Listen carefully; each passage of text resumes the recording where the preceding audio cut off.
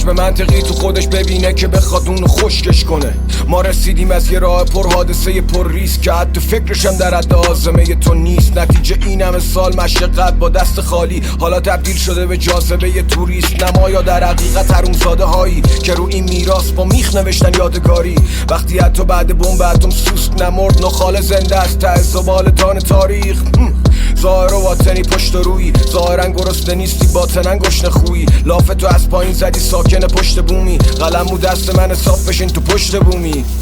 اون که نردبون زیر تو شکون، من نبودم اونه که بهت تو دینشو چپون. من زیستن رو نوشتم تو زیست تو بخون، من اگه خطر میکنم میخرم ریسکشو به جون. درست شد؟ آها من اومدم که نرم، این ناگفته ها میخوان مغزمو از سرم بکنن. اگه بخوام از اعتبار و شرف بگذرم که الان باید نصف این شهر رو سند بزنم. یه دریا بنزینم در پی جرقه زدن، سرم به سنگ نخورد سنگو زدم به سرم. 20 سال کار